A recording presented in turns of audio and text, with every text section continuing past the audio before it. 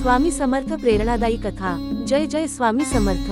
नमस्कार मित्रांनो, आजची कथा सांगते स्वामींचा एक छोटासा इशारा माणसाचं संपूर्ण आयुष्य कसं बदलू शकतो।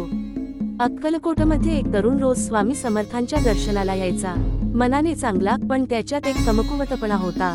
तो प्रत्येक गोष्ट उद्या करतो म्हणत काम सतत पुढे ढकलायचा, प्रार्थना करायचा, संकल्प करायचा, पण कृती मात्र उद्यापर्यंत पुढे ढकलल्यामुळे आयुष्यात काहीच होत नव्हतं।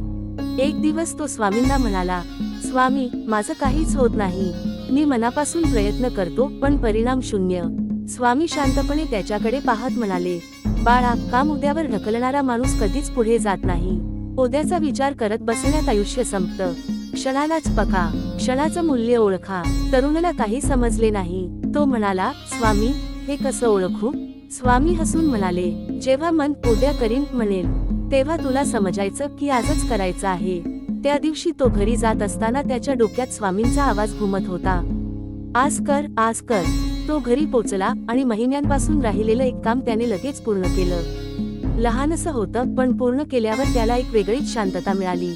दुसऱ्या दिवशी दुसरं, तिसऱ्या दिवशी तिसरं, त्याने प्रत्येक काम तत्काळ करायला सुरुवात केली आणि बघता बघता त्याचं आयुष्य बदलू लागलं। कामं वाढायची थांबली, यश जवळ येऊ लागलं। एका महिन्याने तो पुन्हा स्वामींच्या दर्शनाला आला।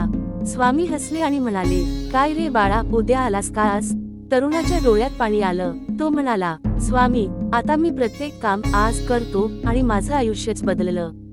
स्वामी म्हणाले, जीवन हे आत्ताच आहे, आज जे योग्य आहे ते कर, उद्या काहीच खात्रीचं नाही। मित्रांनो, स्वामींचा संदेश अगदी साधा आहे।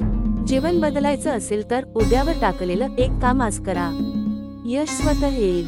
जय जय स्वामी समर्थ। व्हिडिओ आवडल्यास नक्की लाईक करा। धन्यवाद।